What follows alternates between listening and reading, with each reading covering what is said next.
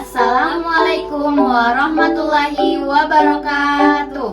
Perkenalkan, nama saya Rahmatia Imran Tululi dengan NIM 8214200079. Dan saya Citra Rahmiati Naue dengan NIM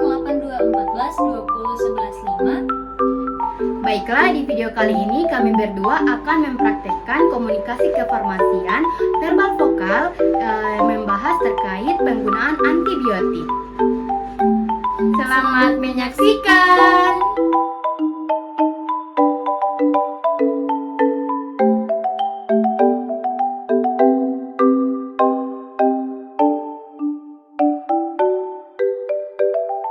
Baik, yang pertama perlu kita ketahui apa itu komunikasi. Jadi, komunikasi merupakan cara penyampaian pesan yang dilakukan oleh satu arah ataupun lebih, di mana ada komunikan dan komunikator, kemudian terjadi umpan balik antar keduanya.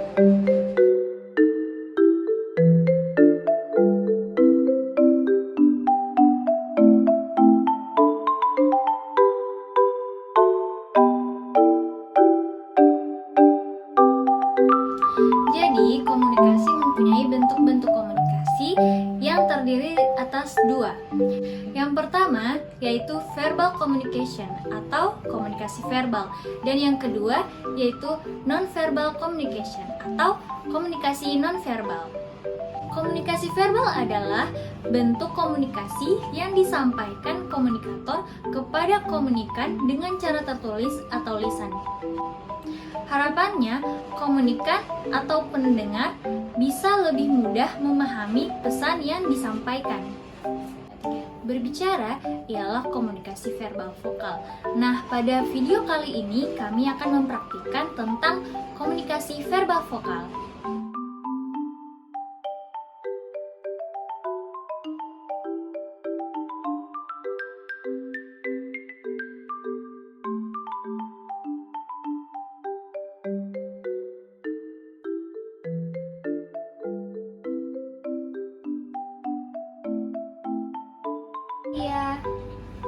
Iya, hai Cici. Kamu lagi minum obat apa? Aku lagi minum obat apa nih? Amoxicillin. Itu obat apa? Kurang tahu, soalnya kemarin aku lagi sakit terus ke dokter dan dikasih obat ini. Amoxicillin itu merupakan kelompok obat antibiotik. Antibiotik itu apa? Antibiotik, jika didengar-dengar sih ada bakteri-bakterinya gitu ya. Nah, antibiotik itu kelompok obat yang digunakan untuk mengatasi dan mencegah infeksi bakteri. Nah, antibiotik ini obat yang pemakaiannya berdasarkan resep dokter yang sebaiknya dikonsultasi terlebih dahulu. Oh, jadi amoxicillin ini salah satu obat antibiotik atau masih ada lagi yang selain amoxicillin? Nah, iya, yang lain itu ada tetracycline, ciprofloxacin, chloramphenicol, dan masih banyak lagi. Oh gitu. Terus nih kan aku habis minum amoxicillin, tapi sebenarnya untuk sakitnya aku itu udah mulai reda gitu. Terus gimana? Apakah aku harus minum sampai habis atau gimana menurut? Iya, aturan pemakaiannya antibiotik itu harus minum sampai habis. Karena efek samping dari antibiotik itu yang pertama resistensi bakteri atau bakteri menjadi kebal, yang kedua suprainfeksi, yang ketiga mual dan muntah, dan yang keempat itu diare, yang kelima itu ada gigi kuning dan rusak, lalu yang terakhir itu ada gangguan pada kulit. Oh, banyak juga ya efek samping dari antibiotik ini. Nah, terus kalau terjadi resistensi bakteri itu maksudnya gimana? Nah, makanya kamu harus meminum antibiotik ini sampai habis. Itu bakterinya jadi maksudnya resistensi itu bagaimana sih? Makanya penggunaan antibiotik itu harus diminum sampai habis, karena kalau tidak diminum sampai habis akan ada resistensi bakteri atau bakteri menjadi kebal, sehingga jika kita minum kembali lagi antibiotik ini, nanti bakteri itu tidak akan mempan lagi dengan antibiotik yang akan kita minum. Oh begitu. tambahan juga nih terkait antibiotik. Apa tuh? Soalnya aku jadi tertarik nih mengenal terkait antibiotik. Untuk menghindari efek samping dari antibiotik, maka kita harus memperhatikan tentang penggunaan antibiotik itu hanya dengan resep dokter. Yang kedua itu tidak digunakan antibiotik yang berdasarkan resep yang lama. Nah, yang ketiga, demam, batuk atau pilek tidak perlu antibiotik. Cukup istirahat dan makan bergizi. Jika sakit lebih dari 3 hari, maka kamu bisa menghubungi dokter.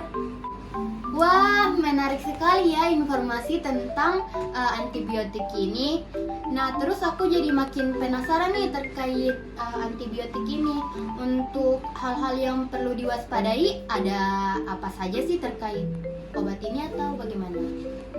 Nah, antibiotik ini perlu diwaspadai pada orang yang menyusui atau ibu hamil, bayi dan balita, pasien gagal ginjal, dan juga pasien gagal gangguan hati. Oh, alah gitu. Terus cara menggunakan antibiotik itu sendiri bagaimana? Nah, yang pertama, gunakan hanya dengan rekomendasi dari dokter. Jangan pernah minum antibiotik apapun yang ditentukan oleh orang lain atau yang Anda tentukan untuk mengobati penyakit yang Anda rasakan.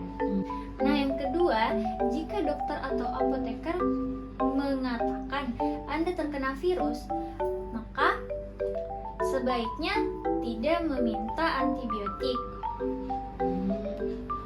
Gitu. Terus apa ada hal lagi yang perlu kita ketahui tentang antibiotik ini atau sudah begitu aja, Ci? Nah, lagi-lagi yang harus diperhatikan yaitu minumlah antibiotik hanya sesuai dengan resep dokter, tepat waktu dan selalu dihabiskan obatnya. Yang kedua itu jangan pernah menyimpan beberapa antibiotik Anda untuk mengobati infeksi yang mungkin terjadi pada masa yang akan datang. Sekian informasi dari kami berdua Terkait penggunaan antibiotik.